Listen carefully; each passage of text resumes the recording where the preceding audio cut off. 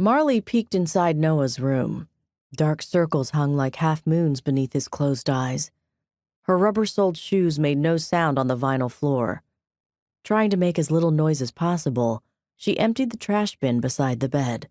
The boy had been through so much, and it wasn't over yet.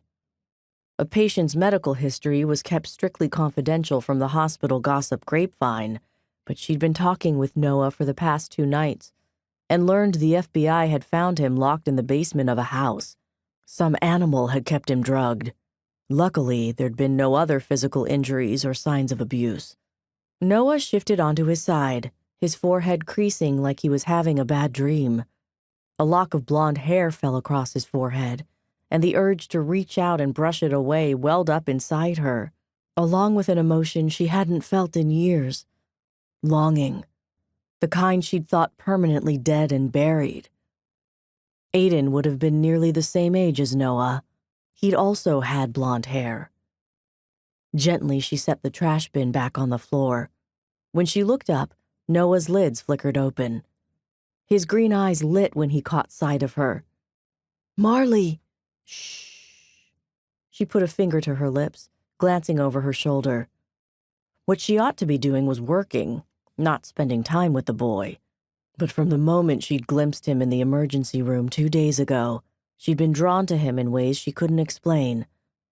"Did you sleep better last night?" she asked, knowing the last 2 nights had been difficult for him.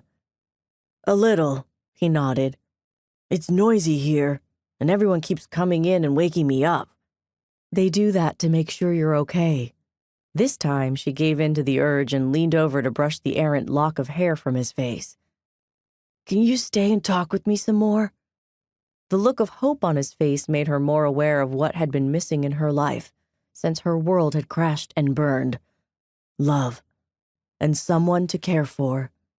She hadn't thought about it until she'd begun talking with Noah every night, something that went against her mantra to fly under the radar. To remain invisible and be left alone. That's what she wanted, wasn't it? Again, she glanced over her shoulder. "For a little while, then I have to get back to work." "When can I leave?" His brow wrinkled. "There's nothing wrong with me." Thankfully, that was true, but there was more going on behind the scenes he wasn't aware of. Letitia Torres, Tish, Marley's best friend and one of the North Metro's top administrators, had mentioned there was another problem. "But I don't want to go back to Sheila and Mike's." Noah punched the mattress. "I hate them." "You won't, I promise." That was about the only thing she could promise. Noah told her his mother had died a year ago, and he didn't even know who his biological father was. With no other relatives to take him in, he was in the foster care system until he ran away. Since then, his foster parents had been arrested for running a drug den. Noah had no place to go.